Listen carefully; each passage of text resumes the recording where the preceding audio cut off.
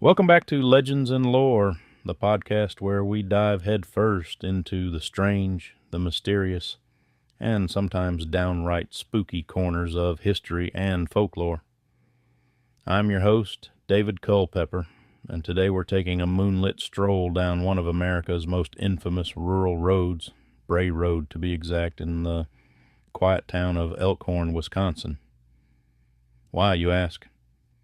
Because for decades, Bray Road has been the rumored stomping ground of something that sounds straight out of a horror movie, a beastly creature that defies explanation. Is it a werewolf, a cryptid, or maybe just a really bad Tinder date that escaped into the woods? Well, we're here to find out. All jokes aside, the Beast of Bray Road is no laughing matter to those who claim to have seen it. This creature has terrified drivers, haunted the imaginations of locals, and sparked countless theories since its first reported sightings in the 1930s. And it's not just a fleeting shadow in the woods we're talking about here. Witnesses have described a hulking wolf-like figure, sometimes on all fours, other times standing on two legs, with glowing eyes that seem to pierce right through you. Chilling, right? But don't worry. Wherever you're listening from, I promise you're safe. Probably. Now, I'll admit, when I first heard about the Beast of Bray Road, I thought, oh, come on. A werewolf? Really? But the more you dig into the sightings and the history, the harder it is to dismiss. This isn't just one or two people claiming to see something strange. It's dozens of eyewitness accounts spanning decades, drivers, farmers, even law enforcement. So either everyone in Wisconsin has the same vivid imagination, or there's something lurking out there that doesn't quite belong in the natural world. Tonight we're diving into the heart of this mystery. We'll explore the rural roads and dark forests of Elkhorn, hear first-hand accounts of chilling encounters, and break down the theories that try to explain the beast, and of course we'll ask the big question, is there any truth to this legend, or is it just a campfire story that got a little out of hand? So grab a drink, dim the lights, and maybe lock the doors just in case. This is going to be a good one. To understand the legend of the Beast of Bray Road, we first have to take a little trip, figuratively of course, to Elkhorn, Wisconsin. Now, Elkhorn isn't the kind of place that screams a home of an unspeakable horror. It's a small, picturesque town with a population just shy of 10,000. You've got rolling farmland, quiet streets, and the kind of charm that makes you want to buy fresh pies at a local diner. It's the sort of place where neighbors know each other by name, and the biggest scandal might be someone overfeeding the geese at the park. But if you find yourself driving down Bray Road late at night, the vibe shifts, big time. Bray Road itself is an unassuming stretch of rural road, winding through fields and woods on the outskirts of town. In the daytime, it might seem peaceful, even quaint. But once the sun dips below the horizon, the shadows stretch long, and suddenly every rustle in the bushes feels a little too close for comfort. It's the kind of road where your headlights barely cut through the darkness, and you start questioning every bump or crack under your tires. Was that a pothole or something else? Honestly, I'd probably have my high beams on the whole time and the doors locked just in case. Not because I'm scared, mind you. It's just, safety first. But the spooky atmosphere of Bray Road isn't new. The area has a long history of strange tales and eerie happenings. The first documented sightings of the beast go all the way back to the 1930s. But the folklore surrounding strange creatures in the region goes back even further. Immigrant settlers brought with them stories of werewolves and shapeshifters, legends that likely came from German and French traditions. Add to that the Native American stories of spirit animals and shape-shifting beings, and you've got a cultural melting pot of myths and fears. What's fascinating is how these stories seem to take root in places like Bray Road. Maybe it's the isolation, the way the fields stretch endlessly under the moonlight, or the dense woods that feel like they're watching you as much as you're watching them. Or maybe, just maybe, it's because there's some truth lurking in these legends after all. If you'd been living in a remote farmhouse in the 1930s and saw a creature that didn't belong, wouldn't you tell your neighbors, and wouldn't they in turn keep an eye out for it just in case? Bray Road, with its quiet charm and eerie undertones, is the perfect backdrop for a mystery like this one. And it's here, on these winding roads and in the dark woods surrounding them, that the story of the beast begins to take shape. But it's not just the setting that gives the beast its legend, it's the encounters. And that's what we're diving into next. Now, if there's one thing that makes the legend of the Beast of Bray Road truly spine-tingling, it's the stories from the people who claim to have seen it. And trust me, these aren't the kind of tales you tell around a campfire to scare your friends. Well, maybe they are now. But for the folks who lived through them, they were all too real. Take, for instance, one of the most well-known encounters from 1989. A young woman named Lori Anserson, no stranger to driving the quiet back roads of Elkhorn, was making her way home one dark October night. As she turned onto Bray Road, she noticed something crouched by the roadside. At first she thought it was a large animal, maybe a dog or a wolf. But as her car approached, the figure rose onto two legs, towering well over 6 feet tall.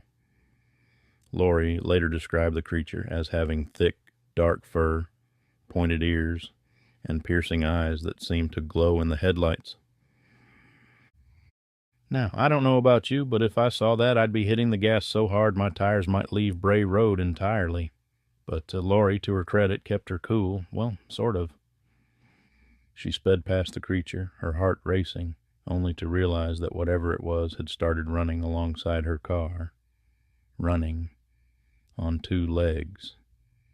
She said it kept pace for several moments before veering off into the darkness of the fields. Needless to say, she didn't stick around to see where it went.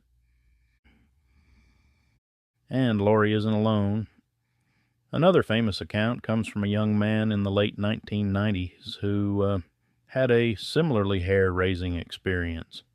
He was driving down Bray Road one foggy evening when his headlights caught something in the distance.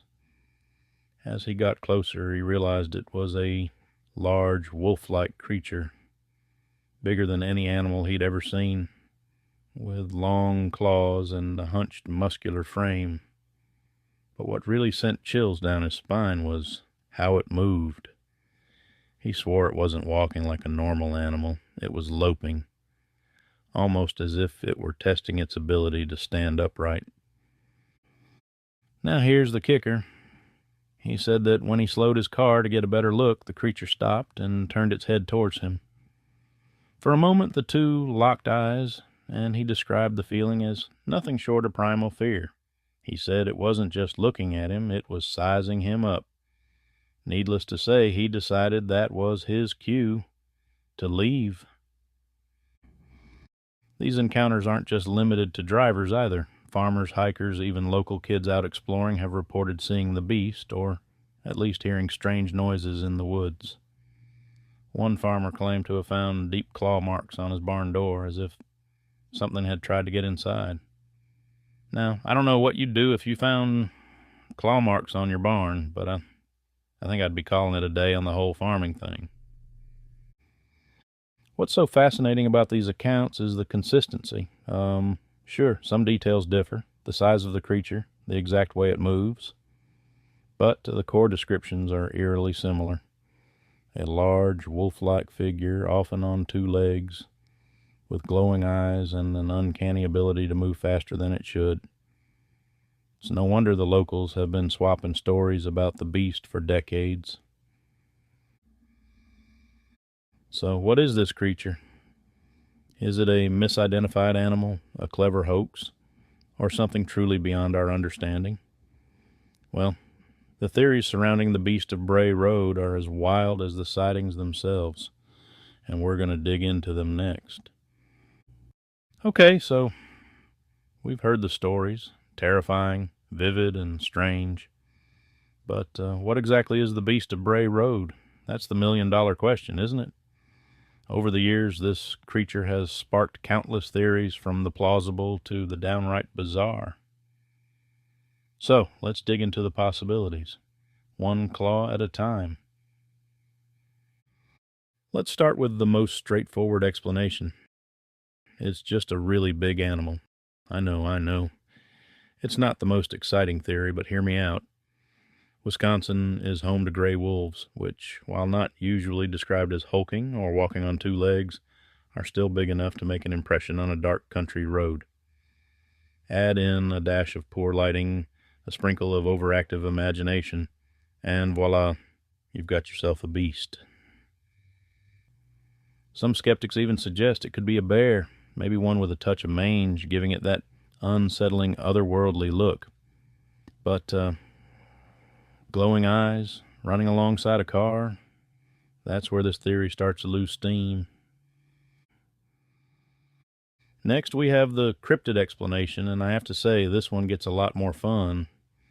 Cryptozoologists, yes, that's a real profession, and no, I'm not jealous, believe the Beast of Bray Road could be a yet undiscovered species, something akin to the Dogman, another legendary creature reported across the United States.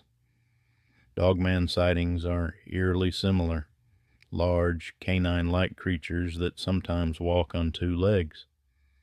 Could the beast be a distant cousin of this cryptid roaming the Wisconsin countryside? Or better yet, could it be a new species entirely? It's not impossible. Nature has a way of hiding surprises in the most unexpected places. Of course, we can't talk about a wolf-like creature without bringing up werewolves. Now, before you roll your eyes, think about this. Werewolf legends date back centuries, originating in European folklore and brought to the Americas by immigrants. These stories often centered around people cursed to transform into beasts under a full moon. Could the Beast of Bray Road be the modern incarnation of these age-old tales? Maybe not literally, but perhaps there's something about the primal fear of the unknown that makes these legends persist. After all, isn't it easier to blame a supernatural creature than admit we don't know what's lurking in the woods? Now, let's turn up the weirdness a notch. What if the beast isn't an animal at all? Some folks believe it could be a shapeshifter, a concept rooted in Native American lore. Tribes like the Ojibwe and Navajo have stories of beings that can take on the form of animals, often as a result of curses or rituals. If that's the case, maybe the Beast of Bray Road isn't just a creature. It's something much more mysterious and deeply connected to the land. And then there are the theories that go full tinfoil hat. One of my favorites? Aliens. Yep, some people think the Beast of Bray Road might be an extraterrestrial visitor, or even a pet that got left behind.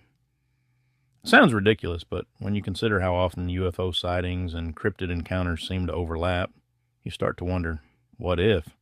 I mean, if E.T. can phone home, maybe the beast is just trying to figure out how to work the rotary dial. At the end of the day, what makes the Beast of Bray Road so fascinating is that There's no one explanation that fits perfectly. Each theory, whether it's a wolf, a cryptid, or something supernatural, leaves gaps, little question marks that keep the mystery alive. And maybe that's the point. Maybe the beast isn't meant to be explained fully. Maybe it's a reminder that even in our modern, well-lit world, there are still shadows we can't quite see into. But the story doesn't end here. Over the years, this legend has taken on a life of its own, weaving its way into the culture of Elkhorn and beyond. In the next section, we'll explore how the Beast of Bray Road became a phenomenon, inspiring books, documentaries, and even a dedicated community of cryptid hunters. Stick around. It's about to get even more interesting. You know, there's something about a good legend that sticks with people, even long after the first sightings fade into history. And when it comes to the Beast of Bray Road, it's not just a local story. It's become part of the broader tapestry of cryptid lore alongside Bigfoot, the Loch Ness Monster, and the Mothman. But what makes it so enduring? Why does this particular creature lurking in the Wisconsin woods still capture our imaginations after all these years? First off, let's talk about the local pride. Elkhorn, Wisconsin, has fully embraced its role as the epicenter of this eerie mystery. The beast has become more than just a spooky tale. It's a bona fide mascot for the town. You'll find references to it in local businesses, festivals, and even themed events. And, let's be honest, who wouldn't want to visit a town that's home to an alleged werewolf-like cryptid? It's like a cryptozoologist's Disneyland. Of course, part of what cemented the beast's place in pop culture was the media frenzy in the early 1990s. It all started with journalist Linda Godfrey, who first reported on the sightings for a local newspaper. What began as a small-town curiosity quickly gained traction, and before you knew it, national outlets were picking up the story. Linda eventually became one of the leading experts on the beast, publishing books and giving interviews that introduced the legend to a much wider audience. And let's not forget the documentaries and TV specials. Every time a cryptid-themed show needed a fresh story, they'd roll into Elkhorn, cameras in tow, hoping to capture a glimpse of the infamous beast, or at least some blurry footage of a suspiciously large dog. Shows like Monster Quest and countless YouTube channels have taken their turn at unraveling the mystery, each adding their own dramatic music and ominous voiceovers. And you know what? I don't blame them. If I had a chance to narrate a slow zoom on Bray Road at night, I'd do it in a heartbeat. But the cultural impact of the Beast of Bray Road goes deeper than TV specials and local festivals. It taps into something primal, a shared fascination with the unknown.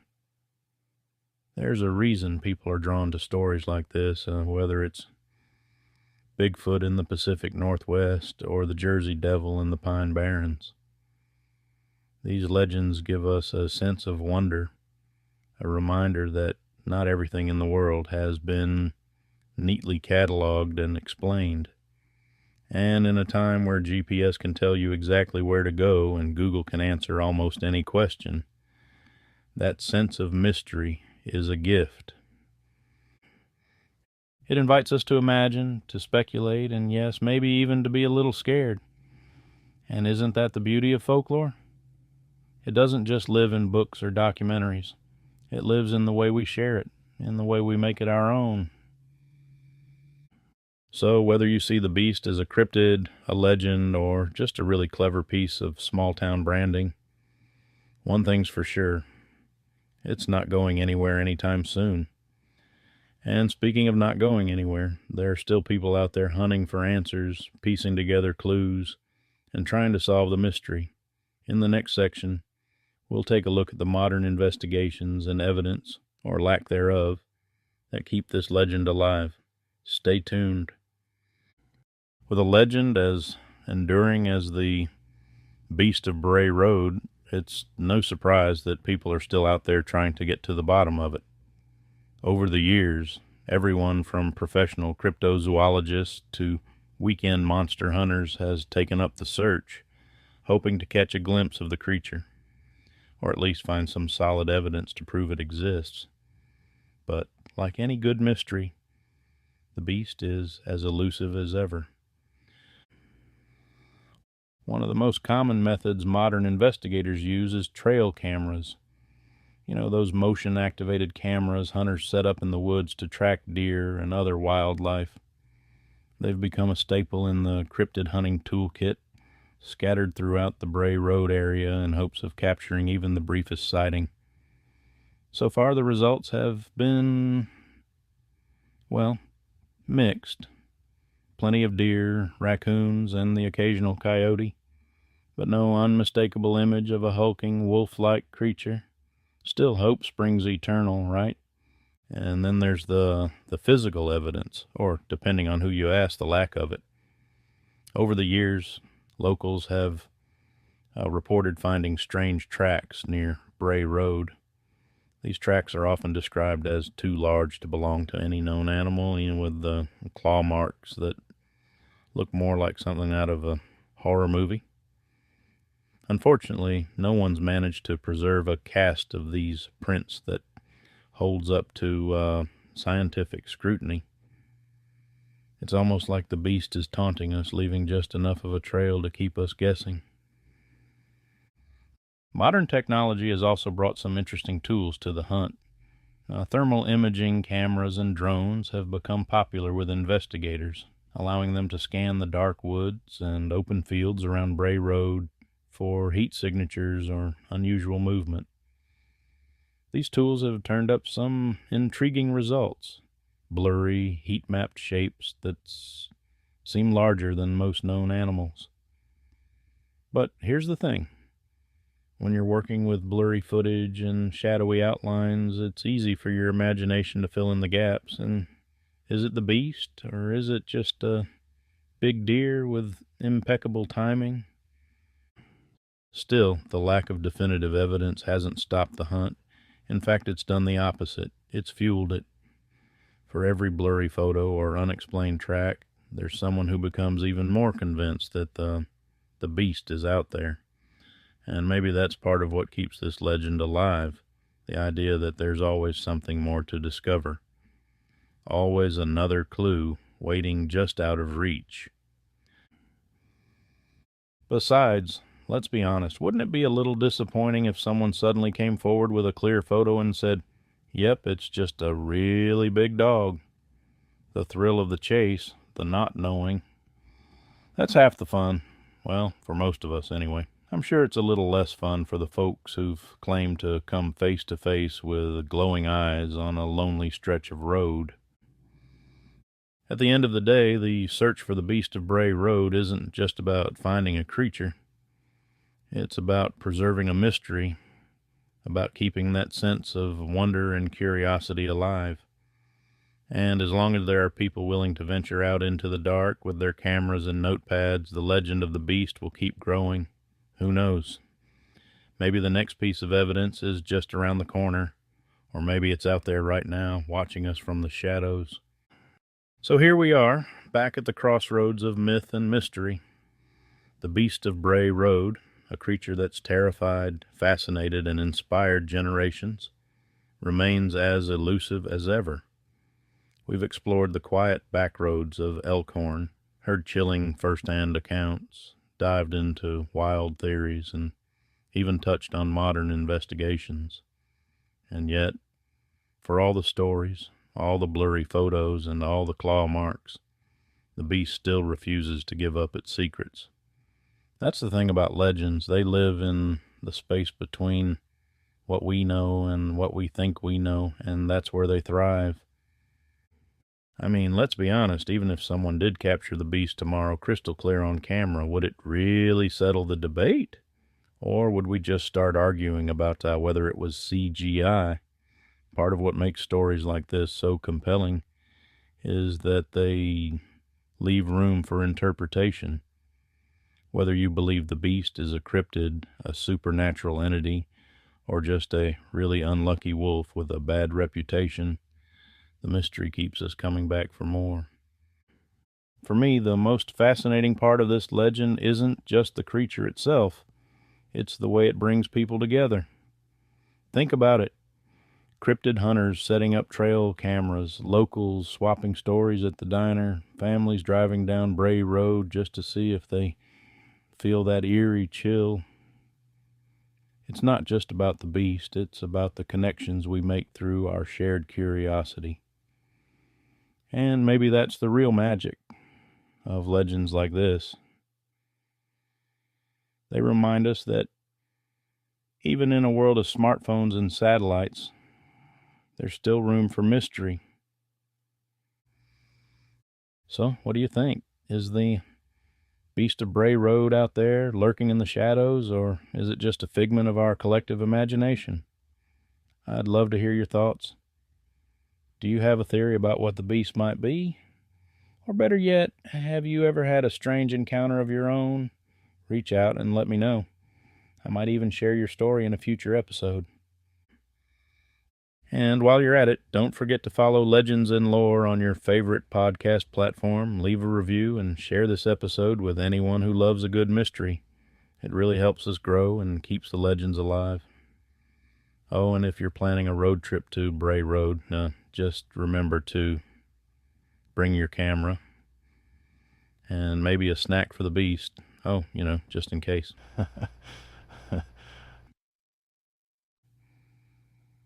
Thanks for joining me on this journey into the unknown, and this has been Legends and Lore with your host, David Culpepper, reminding you that sometimes the scariest things aren't in the woods, they're in our imaginations. Until next time, keep your headlights on and your curiosity sharper than ever.